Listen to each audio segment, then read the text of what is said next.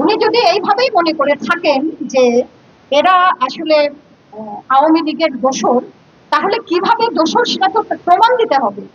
তাকে তো সেই প্রকল্পটা তো তাকে সেই বক্তব্যটা তো তার প্রমাণ দিতে হবে। এভাবে কাউকে ট্যাগ দিয়ে দেয়া, এটা তো ভীষণ অন্যায়। আমি সুস্মিতা রায় সত্যি চারণ সাংস্কৃতিক কেন্দ্র থেকে উপস্থিত আছি এই পর্যায়ে। এবং সর্বশেষ সম্মতি বক্তব্য রাখছেন সীমা দত্ত, সভাপতি, বাংলাদেশ নারী মুক্তি কেন্দ্র। বন্ধুগণ, আজকে এখানে আমাদের যে বোনেরা তাদের বক্তব্য তুলে ধরলেন, সেই বক্তব্য সত্যিই আসলে আমরা হতবাক হয়েছি। এই ঈদে যে একটা লম্বা ছুটি, সেই ছুটিতে অনেকেই বিভিন্ন জায়গায় ঘুরতে গেছেন, কিন্তু আমাদের এই বোনেরা তারা কিন্তু এই প্রেস ক্লাবের সামনেই বসেছিলেন। ঈদের দিন এসে আমরা তাদের সাথে বিনিময় করেছি। এই সারা দেশে এখন ভীষণ তাপ প্রবাহ চলছে, তার মধ্যেই ওনারা এখানে বসে আছেন। ওনাদের 17 দিন ধরে ওনারা যে ঘরে নেই, একটা পরিবার মানে একজন মহিলার কত বড় প্রয়োজন এবং কত বড় সার্ভিস তিনি পরিবারে দেন। এই 17 দিন তার পরিবার তাদেরকে এখানে যে স্যাক্রিফাইস করেছেন, এটার জন্য আমি তাদেরকে শুভেচ্ছা জানাই। পাশাপাশি আমাদের এই যে বোনেরা, তাদের যে দাবি, তাদের যে সরকার থেকে বিভিন্ন সময়ে তাদের যে নির্দেশনাগুলো দেওয়া হয়েছে, সেগুলো তো লিখিত আকারেই আছে। তাহলে এই সরকার এই সময়ে এসে যখন তৃতীয় ফেজে তারা কাজটা শুরু করতে চাচ্ছেন, তখন তারা একদম দক্ষ যে জনশক্তি, তাদেরকে তারা বাদ দিতে চাচ্ছেন।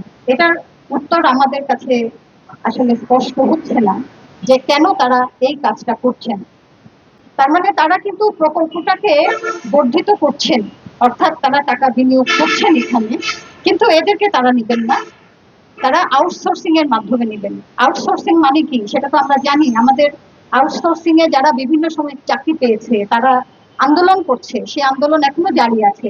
এই সরকার ক্ষমতায় আসার পরে, অন্তর্বর্তীকালীন সরকার ক্ষমতায় আসার পরে আমরা দেখলাম যে সরকারের পক্ষ থেকে একটা প্রোগ্রাম করা হলো যে জুলাইয়ের নারীরা কোথায় গেল। তারা সারা দেশ থেকে যে নারী সমন্বয়করা ছিলেন, তাদেরকে ঢাকায় এনে একটা বিশাল প্রোগ্রাম করলেন। কিন্তু এর বিপরীতে আমরা কি পেলাম? আমরা দেখলাম যে এই নারীরা যারা আন্দোলনে নেমেছে, তাদের নামে সাইবার বুলিং করা হয়েছে, তাদেরকে বিভিন্নভাবে হেনস্থা করা হয়েছে। তাহলে আমাদের এই সমাজে আমরা জানি যে নারীকে একটা পিছিয়ে পড়া জনগোষ্ঠী হিসেবেই দেখা হয়।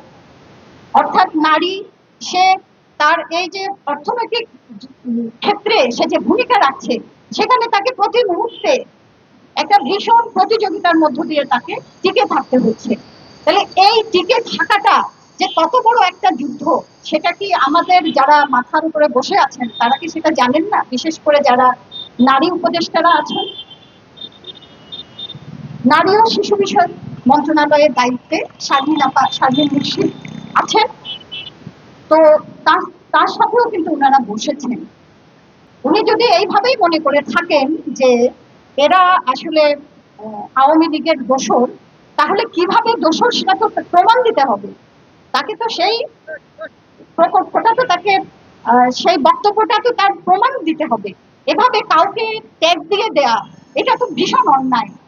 আমরা দেখেছি আওয়ামী লীগ আমলে এইভাবে ট্যাগ দেয়া হয়েছে, এবং সরকারের বিরুদ্ধে কোনো কথাই বলা যাবে না, তাহলে হচ্ছে সে সরকারের বিরুদ্ধে হয় বিএনপি নয়তো জামাত, এভাবে করে তাদেরকে দোষর বানানো হয়েছে। তাহলে এই সরকারও যদি এইভাবে দোষর বানায়, তাহলে জুলাই অভ্যুত্থানে যারা প্রাণ দিয়েছে, যেই শহীদদের রক্তের উপর দাঁড়িয়ে এই সরকার দাঁড়িয়েছে, তাহলে তাদের চেতনাকে তো তারা ভুলুণ্ঠিত করলোই। এবং এর যে পরিণাম, সেই পরিণাম কিন্তু ভালো হবে না, সেই পরিণাম অত্যন্ত ভয়াবহ। আমরা দেখেছি এই সরকারের আমলে যখন যার যেটা পছন্দ হয়নি, তারা মত তৈরি করে মানুষের যে আবেগ, ধর্মীয় অনুভূতি, সেটাকে কাজে লাগিয়ে তারা তাদের স্বার্থ হাসিল করার জন্য রাস্তায় নেমেছে। যারা এই ধরনের সন্ত্রাসগুলো করেছে তাদেরকে কিন্তু এই সরকারের পক্ষ থেকে আমরা দেখিনি যে তাদের বিচারের ব্যবস্থা করতে। তাহলে আপনারা যে ক্ষমতায় এসছেন, আপনাদের পেছনে কোনো রাজনৈতিক শক্তি নেই, এটা যেমন সত্য, আবার আপনারা কিন্তু দীর্ঘদিন ধরে এইভাবে দেশ পরিচালনা করতে পারবেন না, এটাও কিন্তু সত্য। ফলে এই দেশের মানুষ 17 বছর ধরে যে আওয়ামী ফ্যাসিবাদী দুঃশাসনের বিরুদ্ধে লড়াই করে 24-এ যে গণ অভ্যুত্থান সংগঠিত করেছিল, সেই মানুষ কিন্তু এখনো এই দেশে খাড়া হয়ে আছে। তারা এই ধরনের যে অনাচার, এই ধরনের যে অবিচার, সেটাকে সহ্য করবে না। আর নারীর যে ক্ষমতায়নের কথা এখানে বলা হচ্ছে যে নারীরা নাই কেন, তো নারীরা সবাই আছে। এই যে দেখুন, আমাদের এই বোনেরা, তারা কিন্তু গ্রামে গ্রামে গিয়ে গিয়ে কাজ করছেন, ঘরে ঘরে কাজ করছেন। তারা হয়তো তাদের সেই প্রচারটা ফলাও করে সামনে আনেননি, অথবা আপনারা যারা ওই ক্ষমতায় বসে আছেন তারা সামনে আসতে দেননি, সেই কারণেই নারীরা সামনে আসতে পারেনি। কিন্তু তারা যে কাজগুলো করেছে, সেই কাজগুলোতে শুধুমাত্র নারীরা কি উপকৃত হয়েছেন? সেই পরিবারের যে পুরুষরা ছিলেন তারা কি উপকৃত হননি? তাহলে ঘরে ঘরে নারী পুরুষ নির্বিশেষে সবাইকেই তারা উপকৃত করলেন, অথচ এখন তাদেরকে এই কথা শুনতে হচ্ছে যে তারা গত সরকারের আবর্জনা। তাহলে গত সরকারের আরো যে আবর্জনা আছে, আমরা সবাইকে থাপ করতে হবে, সেই কথা বলতে চাই। আগে আপনারা উপর থেকে শুরু করুন। আপনারা যদি আউটসোর্সিং করতে চান, তাহলে আগে উপর থেকে আউটসোর্সিং করুন।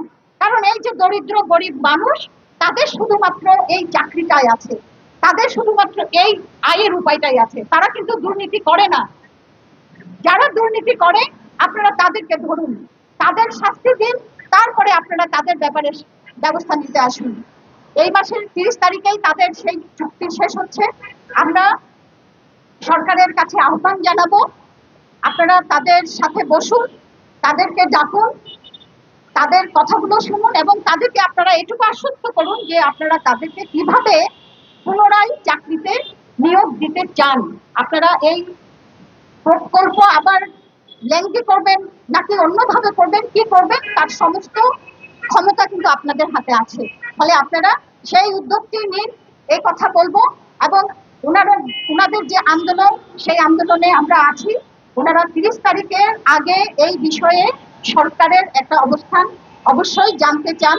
তো সেই জানা পর্যন্ত তাদের পক্ষেই আমরা আমাদের অবস্থানটা থাকবে, এবং যদি সরকারের সেই সিদ্ধান্ত যদি তাদের পক্ষে না আসে, আমরা তারপরে তাদের সাথেই থাকবো। তাদের কাজের যে আন্দোলন, কাজ রক্ষার যে আন্দোলন, সেই আন্দোলনের সাথে থাকবো।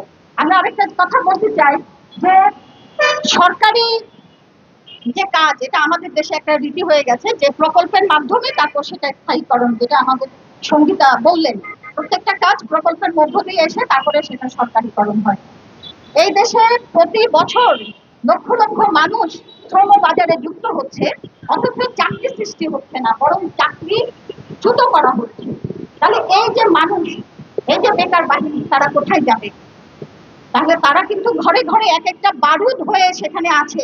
সেই বারুদে আপনারা আগুন দেবেন না, তাহলে কিন্তু আবারও বিস্ফোরণ ঘটবে। আচ্ছা, সবাইকে আমি ধন্যবাদ জানাচ্ছি, এবং আপনারা এই আন্দোলনের সাথে থাকবেন। আমাদের এই বোনেরা, তারা খুবই নির্বিবাদে এখানে অবস্থান করছেন। আমরা দেখেছি তারা কোনো ধরনের ভাঙচুর বা এই সমস্ত করেননি, বরং তাদের উপরে ভীষণভাবে অত্যাচার হয়েছে। এর জন্যও সরকারকে ক্ষমা চাইতে হবে, এই আহ্বান জানিয়ে এই কথা বলে আমি আমার বক্তব্য শেষ করছি। ধন্যবাদ। অনেক ধন্যবাদ সীমা দত্তকে।